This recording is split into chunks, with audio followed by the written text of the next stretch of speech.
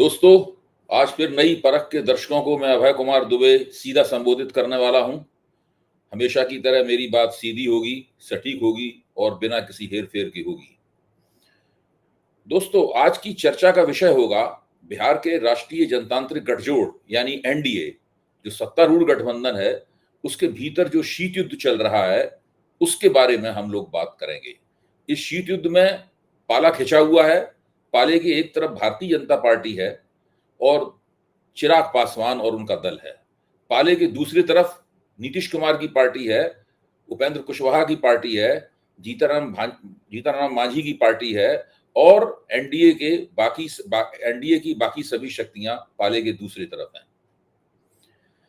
पहले हम जो एनडीए गठबंधन में जो सीटों का बंटवारा होने वाला है, जिसकी तकरीबन अनौपचारिक घोषणा हो चुकी है, उसके बारे में बात करेंगे और फिर देखेंगे कि उसी से ये जो शीत युद्ध छिड़ा हुआ है उसकी क्या शक्ल उभरती हुई लग रही है।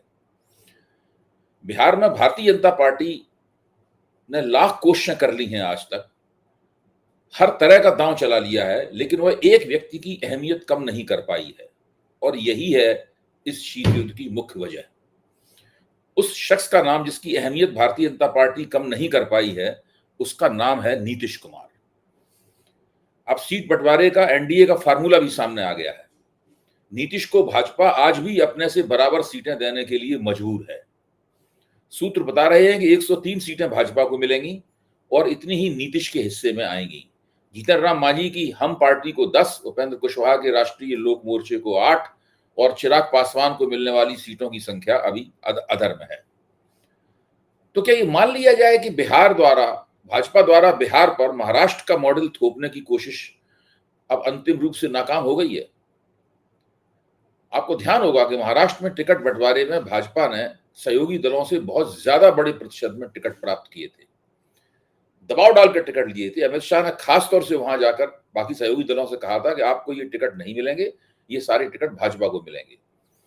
और उस टिकट बंटवारे से ही स्पष्ट हो गया था कि चुनाव के बाद देवेंद्र फडणवीस को ही भाजपा मुख्यमंत्री बनाएगी।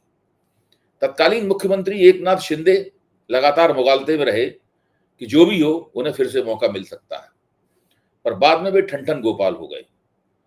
चूंकि बिहार में भाजपा को नीतीश को बराबर का हिस्सा देना पड़ा है, इसलिए नीतीश और उनसे हमदर्दी रखने वाली राजनीतिक शक्तियों को भी यह गलतफहमी हो सकती है कि शायद भाजपा ने अब किसी अपने नेता को मुख्यमंत्री बनाने का इरादा त्याग दिया है। लेकिन एनडीए के पार्टनर शिंदे की तरह बिहार में एनडीए के पार्टनर शिंदे की तरह इस मुगालते में नहीं है। वे सतर्क हैं और पूरी कोशिश कर रहे हैं कि भाजपा का यह मंसूबा कामयाब न होने पाए। वे भाजपा की ट्विन ट्रैक पॉलिसी यानी दोहरी रणनीति को भाप गए हैं। एनडीए के कुछ घटक दल चिराग पासवान को भी शक की निगाह से देख रहे हैं। 2020 में भाजपा के 74 विधायक जीते थे और चिराग पासवान द्वारा बगावत करवाकर भारतीय जनता पार्टी ने जनता दल यूनाइटेड को 23 पर सीमित करने की चाल चली थी। इस छलपूर्ण राजनीति की कहानी किसी से छिपी हुई नहीं है। जुलाई में चिराग ने कानून व्यवस्था पर नीतीश सरकार की कड़ी आलोचना करते हुए कहा था कि उन्हें ऐसे गठजोड़ में रहने में अफसोस है जिसमें नीतीश कुमार जैसा मुख्यमंत्री है। चिराग का यह वक्तव्य बताता है कि शायद ये भी भाजपा के महाराष्ट्र मॉडल के पक्ष में काम कर रहे हैं ताकि नीतीश का राजनीति से पत्ता हमेशा के लिए साफ हो सके। चिराग मुख्यमंत्री के पद पर पहले अप्रत्यक्ष दावा कर रहे थे, लेकिन अब वे खुलकर यह दावा करने लगे हैं। उनकी हालिया सभा में उन्हें मुख्यमंत्री बनाने के लिए नारेबाजी भी करवाई गई। केंद्रीय मंत्री रहते हुए एमएलए का चुनाव लड़ने की इच्छा व्यक्त करना और आरक्षित की बजाय सामान्य सीट से लड़ने की दावेदारी करना घटक दलों की चिंता को और बढ़ाता है। उन्हें लग रहा है कि भाजपा पिछली बार से कुछ अलग ढंग से चिराग का नीतीश विरोधी इस्तेमाल करना चाहती है। दरअसल सीटों के बंटवारे से यह मतलब किसी कीमत पर नहीं निकाला जा सकता कि भाजपा चुनाव जीतने की सूरत में नीतीश के सिर पर ही एक बार फिर मुख्यमंत्री का ताज रखेगी। सीटों का बंटवारा तो भाजपा की नीतीश विरोधी रणनीति का पहला चरण है, जो जाहिर है कि उस तरह कामयाब नहीं हो पाया जिस तरह वो चाहती थी। सीटों के बंटवारे के बाद नीतीश को निपटाने की रणनीति का दूसरा चरण शुरू होगा। क्योंकि इस बार भाजपा की तरफ से यह इरादा छिपाने की कोई खास कोशिश भी नहीं हो रही है, इसलिए एनडीए के पार्टनर दलों में इसे लेकर चिंता बढ़ गई है। इन सभी सहयोगी दलों में से कोई भी भाजपा की तरह मुसलमान विरोधी नहीं है। न ही ये दल पारंपरिक रूप से ऊंची जातियों के वोटों के कोई खास तलबगार हैं। इनके उम्मीदवार अगली जातियों के मतदाताओं के बीच चुनाव प्रचार करके अपना समय बर्बाद करना भी उचित नहीं समझते। उनका मानना है कि भाजपा के साथ जुड़ने से उनके उम्मीदवारों को ऊंची जातियों की वोट मिल जाने चाहिए। इससे ज्यादा उनमें भाजपा के प्रति कोई रुचि नहीं है। यह तो वे किसी कीमत पर नहीं चाहते कि भाजपा नीतीश का पत्ता साफ कर दे और महाराष्ट्र की तरह अपना बंदा मुख्यमंत्री की कुर्सी पे बैठा दे। यानी इस बात को इस तरह भी कहा जा सकता है कि भाजपा टिकट बंटवारे में तो महाराष्ट्र का मॉडल नहीं चला पाई, लेकिन चुनाव के बाद उसका मंसूबा महाराष्ट्र मॉडल करने का ही है, जिसे नाकाम करने की कोशिश इस समय एनडीए की भीतरी राजनीति की मुख्य गतिविधि बन गई है। एनडीए के घटक दलों में भाजपा के मुख्यमंत्री पद पर दावा करने या गठबंधन में सत्ता के असंतुलन को लेकर बेचैनी साफ दिख रही है। भाजपा के कुछ बयानों और रणनीतियों ने संशय पैदा कर दिया है। इन दलों और नीतीश की पार्टी जनता दल यू की तरफ से बगावत टालने के लिए भाजपा को कहना पड़ रहा है कि चुनाव नीतीश कुमार के नेतृत्व में लड़े जाएंगे। किसी को शक न हो और एनडीए की एकता कायम रहे, इसलिए भाजपा ने अगस्त में एनडीए की जो 14 कमेटियां गठित की, उनमें भी जनता दल यूनाइटेड को बराबर की भूमिका दी गई। अक्टूबर में नीतीश कुमार की अध्यक्षता में एक बैठक की गई, जहां पंचायत स्तर तक सभी घटक दलों में, खासतौर से जनता दल यूनाइटेड और भाजपा के बीच में समन्वय पर जोर दिया गया। ऊपरी तौर पर एकता का यह नजारा ठीक लगता है, लेकिन इसने घटक दलों की चिंता कम नहीं की। इसका कारण है अमित शाह का बयान और भाजपा के महाराष्ट्र मॉडल की आशंका, जैसे कि मैंने आपको ऊपर बताया। पिछले साल दिसंबर में अमित शाह ने एक इंटरव्यू में कहा था, हम साथ बैठकर फैसला लेंगे। यह फैसला नीतीश के सीएम फेस पर होना था। इस वक्तव्य से महाराष्ट्र की तरह भाजपा के सीएम पद पर दावा करने की आशंका पैदा हो गई। महाराष्ट्र में महायुति ने शिवसेना के साथ चुनाव लड़ा, लेकिन देवेंद्र फडणवीस को सीएम बनाया। इस बयान से जनता दल यूनाइटेड के नेता निराश हुए और जब उन्होंने अपनी निराशा व्यक्त की और भाजपा को लगा कि शायद कुछ गड़बड़ हो गई है, तो उसने तुरंत सफाई दी। जनता दल यूनाइटेड के नेताओं का कहना था कि नीतीश एनडीए के लिए अपरिहार्य हैं और भाजपा को इसमें कोई जोखिम नहीं लेना चाहिए, जो भी हो। लेकिन भाजपा का यह रवैया और अमित शाह का यह बयान घटक दलों में असुरक्षा पैदा कर गया, क्योंकि अगर एमएलए की विधायकों की संख्या देखी जाए तो भाजपा बिहार में जनता दल यूनाइटेड से बड़ी पार्टी है। बीजेपी बिहार में लंबे समय से अपने किसी मजबूत स्थानीय नेता को मुख्यमंत्री पद पर स्थापित करने की जुगाड़ में है। 2020 के चुनाव में बीजेपी ने जेडीयू से ज्यादा सीटें जीती थी, लेकिन तब भी उसे नीतीश को सीएम बनाना पड़ा, क्योंकि उनके पास ओबीसी ईबीसी मजबूत वोट बैंक था। अब बीजेपी को लगता है कि नीतीश के बिना गठबंधन कमजोर तो हो सकता है, लेकिन उन्हें हटाकर अपना चेहरा लाने का मौका भी उसके पास है। अप्रैल 2025 में बीजेपी ने कहा कि नीतीश के नेतृत्व में एनडीए चुनाव लड़ेगा, लेकिन साथ में मुख्यमंत्री कौन होगा इसके लिए संसदीय बोर्ड की मंजूरी की शर्त जोड़ दी, जिससे अस्पष्टता पैदा हो गई। भाई, संसदीय बोर्ड तो भारतीय जनता पार्टी का होगा।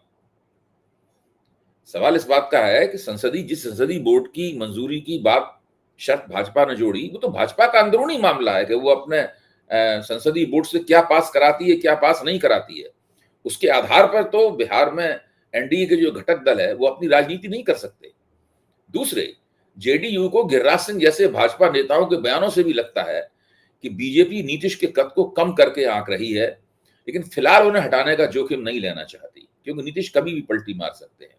मई में नीतीश ने खुद भी कहा था कि वे एनडीए में तो रहेंगे, लेकिन मुख्यमंत्री के सवाल पर बीजेपी की चुप्पी से उनके अपने दल में तनाव पैदा हो गया है। दोस्तों, अमित शाह के इस वक्तव्य की घटक दलों पर दो तरह की प्रतिक्रियाएं हुई। पहली, वे जनता दल यूनाइटेड के भविष्य के प्रति चिंतित हो गए। उन्हें सबसे ज्यादा चिंता उपेंद्र कुशवाहा के जरिए व्यक्त हुई। कुशवाहा नीतीश के पुराने साथी हैं। उन्होंने हाल ही में जनता दल यूनाइटेड के नेतृत्व को लेकर मुख्यमंत्री नीतीश कुमार को एक खुली सलाह दी। उन्होंने नीतीश के बेटे निशांत कुमार को पार्टी के नेतृत्व में लाने की वकालत की। कुशवाहा का मानना है कि नीतीश कुमार, जो 74 वर्ष के हो चुके हैं और 75वीं में चल रहे हैं, अब पार्टी का सक्रिय नेतृत्व संभालने की स्थिति में नहीं रहे हैं। यदि समय रहते उत्तराधिकारी यानी निशांत कुमार को नेतृत्व नहीं सौंपा गया तो जनता दल यूनाइटेड को अपूरणीय नुकसान हो सकता है और पार्टी खत्म भी हो सकती है। जनता दल यूनाइटेड के भी कई अन्य नेता निशांत को पार्टी में लाने की मांग कर रहे हैं, क्योंकि पार्टी को नई ऊर्जा और युवा चेहरा चाहिए।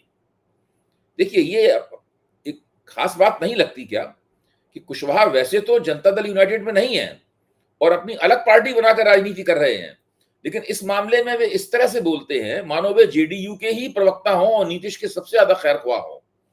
उन्होंने आगे बढ़कर अपने सुझाव को जेडीयू के हजारों कार्यकर्ताओं की सामूहिक राय भी बता दिया। इससे स्पष्ट होता है कि भारतीय जनता पार्टी को एनडीए के नेतृत्व में बनने वाली सत्ता पर पूरा कब्जा करने से रोकने के लिए एनडीए के भीतर कितनी बेचैनियां हैं। वो लोग एनडीए में रहना चाहते हैं, भाजपा के साथ मिलकर चुनाव लड़ना चाहते हैं, क्योंकि उन्हें एक सामाजिक गठबंधन दिखाई पड़ता है, भाजपा के जरिए उन्हें ऊंची जातियों के वोट मिलते हैं। लेकिन वे ये नहीं चाहते कि जनता दल यूनाइटेड, जो उनके और भाजपा के बीच में बफर का काम करता है, वो सीन से पूरी तरीके से गायब हो जाए और भाजपा बेरोक टोक बिहार की सत्ता का उपभोग करने लगे। खास बात यह भी है कि उपेंद्र कुशवाहा और चिराग पासवान को छोड़कर अन्य घटक दलों को भी जेडीयू के भीतर, अन्य घटक दलों को जनता दल यूनाइटेड के भीतर जो परिवर्तन हुए हैं उनको लेकर भी चिंता है। मसलन उनका मानना है कि आज का जदयू पहले का जदयू नहीं है, वो ऐसे नेताओं से भरा हुआ है जो दरअसल इस पार्टी में भाजपा का ही खेल खेल रहे हैं। इनमें ललन सिंह का नाम सबसे ऊपर है। वे संसद में जब बोलते हैं तो इस अंदाज में जैसे कि जनता दल यूनाइटेड के नहीं बल्कि भाजपा के ही सांसद हों। दूसरी प्रतिक्रिया यह हुई है अमित शाह के वक्तव्य पे, घटक दलों ने सीटों के लिए सौदेबाजी के मामले में अपना रुख कड़ा कर लिया है। जून में चिराग पासवान ने 30 सीटों की मांग की, जबकि भाजपा उन्हें 22 से 25 सीटें ही देना चाहती है। उपेंद्र कुशवाहा, जो राष्ट्रीय लोक मोर्चा के नेता हैं, ने भी अधिक सीटें मांगी और जीतन राम मांझी, जो हम के नेता हैं, ने स्वयं विधानसभा चुनाव लड़ने की घोषणा कर दी। अप्रैल में सीटों की अदला बदली पर सहमति तो बनी, लेकिन जातिगत समीकरण बनाए रखने की शर्त पर। सितंबर में भाजपा ने दिल्ली में बैठक बुलाई, जहां मुख्यमंत्री के चेहरे और उम्मीदवार चयन पर अंतिम फैसला हुआ। घटक दल चिंतित बने रहे कि भाजपा जीत के बाद सीएम मुख्यमंत्री पद हत्या लेगी, जैसा कि महाराष्ट्र में हो चुका है। एक जनता दल यूनाइटेड के नेता ने कहा कि नीतीश का वर्चस्व रहेगा, लेकिन भाजपा का ट्विन ट्रैक पॉलिटिक्स यानी दोहरी रणनीति चिंता का विषय है। दोस्तों, भाजपा की एक निगाह हमेशा नीतीश की नई चाल पर रहती है। वह जानती है अगर नीतीश ने जरा भी असुरक्षा महसूस की तो वे पाला बदलने में एक पल भी नहीं लगाएंगे। वे भाजपा को कई बार पटखनी दे चुके हैं। भाजपा को एक डर यह भी है कि अगर कहीं विधानसभा इस बार बाकायदा त्रिशंकु हो गई तो नीतीश पूरी राजनीतिक चपलता के साथ तेजस्वी और कांग्रेस के साथ मिलकर सत्ता प्राप्त करने की कोशिश में जरा भी नहीं हिचकेंगे। एनडीए के भीतर चल रहे इस शीत युद्ध के बीच महागठबंधन भी सीट बंटवारे की कवायद में लगा हुआ है। उसकी पहली बैठक अप्रैल में पटना में हुई थी। वहां कांग्रेस ने 70 सीटें मांगी, वीआईपी ने 40, लेकिन राष्ट्रीय जनता दल ने जीतने योग्य के आधार पर समायोजन का फैसला किया। अनुमान है कि राष्ट्रीय जनता दल को 100 से 120 के बीच में सीटें मिलेंगी। कांग्रेस को 52 सीटें मिल सकती हैं। 52 सीटों का आधार यह बताया जा रहा है कि कांग्रेस ने पिछली बार शायद 19 सीटें जीती थी और वो 30 से ज्यादा सीटों पर दूसरे नंबर पर थी। इसलिए राष्ट्रीय जनता दल ने उससे कहा है कि आप जिस सीटों पर दूसरे नंबर पे थे और सीटें जीती थी उनको जोड़ लीजिए, उनकी संख्या संभवतः 52 होती है, तो आप 52 सीटें ले लीजिए और बाकी सीटें दूसरे घटक दलों के बीच में बंट जाएंगी। यहां एनडीए की बीजेपी जेडीयू के बीच समानता वाली रणनीति की काट है। ये जो बंटवारा है, ये दरअसल महागठबंधन की तरफ से जो भाजपा और जनता दल यूनाइटेड के बीच में जो समानता वाला फार्मूला है, ये उसकी काट है। महागठबंधन वोटर अधिकार यात्रा जैसी जमीनी गतिविधियां चलाकर वोटरों से सीधा जुड़ाव करने की रणनीति पर काम कर रहा है। तेजस्वी यादव को मुख्यमंत्री का चेहरा बनाकर मुसलमान यादव समीकरण को मजबूत करके वह एनडीए के कुर्मी कोयरी बैंक की भी काट कर रहा है। सी वोटर के ओपिनियन पोल में तेजस्वी को 38% लोगों ने मुख्यमंत्री की पहली पसंद बताया। यह रेटिंग नीतीश कुमार से बहुत ज्यादा है। बिहार का चुनाव जो भी हो, एक जटिल किस्म की टक्कर की तरफ इशारा कर रहा है। गठबंधन और एनडीए के बीच एक फर्क खास किस्म का है। महागठबंधन के पास मुख्यमंत्री पद के लिए एक ही चेहरा है, तेजस्वी का। इस मामले में वहां तकरीबन एकता है। लोग कहते हैं कि राहुल गांधी तेजस्वी का नाम नहीं ले रहे हैं, लेकिन राहुल गांधी के सामने ही जब तेजस्वी को मुख्यमंत्री बनाने का दावा किया जाता है तो वो कभी उसका खंडन नहीं करते। यानी महागठबंधन के पास मुख्यमंत्री पद का एक ही चेहरा है, तेजस्वी यादव का, लेकिन एनडीए के पास मुख्यमंत्री पद के कम से कम 3 चेहरे हैं। एक चेहरा चिराग पासवान का है, जो जगह जगह अपने लिए नारे लगवाने लगे हैं। दूसरा चेहरा भाजपा का है, जो आज की तारीख में अदृश्य है, लेकिन कभी भी भाजपा आला कमान उसमें रंग भर के उसे प्रकट कर सकता है। उसकी मौजूदगी से कोई इनकार नहीं कर सकता। और तीसरा चेहरा है नीतीश का। इस प्रश्न पर सभी गौर कर रहे हैं कि क्या यह चुनाव मुख्यमंत्री के तौर पर नीतीश की पारी का अंत घोषित करेगा, या 75वीं में चल रहे इस नेता में अभी राजसत्ता पाने की ऊर्जा बाकी है। नीतीश का अंत 2 तरह से हो सकता है। महागठबंधन को बहुमत मिल जाए या भाजपा नीतीश के नीचे से कुर्सी छीन ले। यानी इस चुनाव में नीतीश बाबू दोहरे दबाव में दिख रहे हैं। सबसे ज्यादा मुश्किल उन्हीं की है।